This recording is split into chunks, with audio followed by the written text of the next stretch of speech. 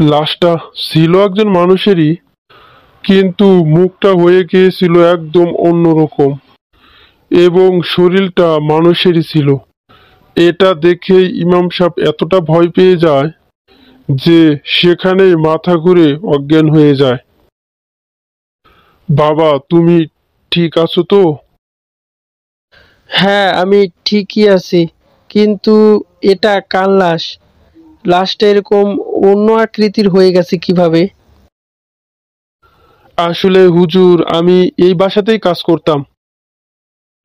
আজকে সন্ধ্যার সময় এই লোকটা মারা যায়।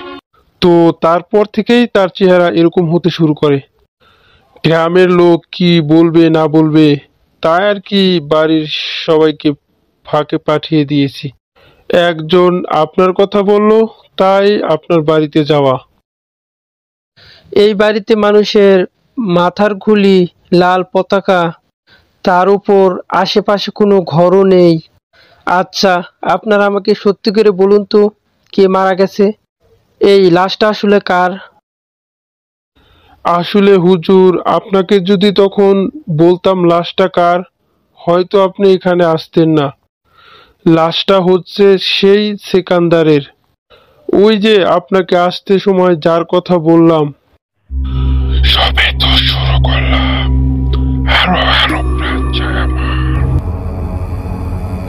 ব্যাপারটা আমি আগে আন্দাজ করেছিলাম, শুধু নিশ্চিত ছিলাম না। যাই হোক, এর জানাজা পড়ে কোনো লাভ হবে বলে মনে হচ্ছে না। কারণ যার মুখ এরকম হয়ে গেছে, আখিরাতে তার জন্য কি অপেক্ষা করছে আমি ঠিক বলতে পারবো না।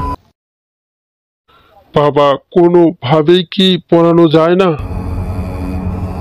না, এটা আমাদের নিয়মের বাইরে।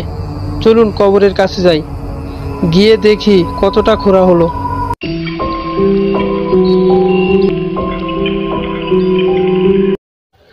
এ কি, এতগুলো মাটি খুললে তবু একটা কবরের জায়গা করতে পারলে না?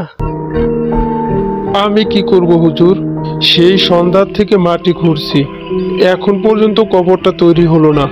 যতবারই মাটি খুঁড়ি দুদিক থেকে চেপে আসে। এই লোক কত পাপই না করেছে, যার কারণে কবরের মাটিও তাকে নিতে চাচ্ছে না। আরে, ওই জিনিসটা কি?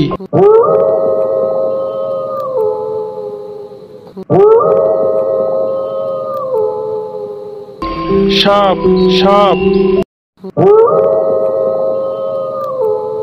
না মাটি খুঁড়ে ঠিকঠাক মতো কবর বানানো যাচ্ছিল, না সেখানে সেই সাপটা সরানো যাচ্ছিল। তাকে কবর দেওয়া হলো কিভাবে? সেই রাতটা তারা উপায় না পেয়ে ওভাবেই অপেক্ষা করে। সকাল হলেই তাকে কোনো রকমে মাটি দেওয়া হয়।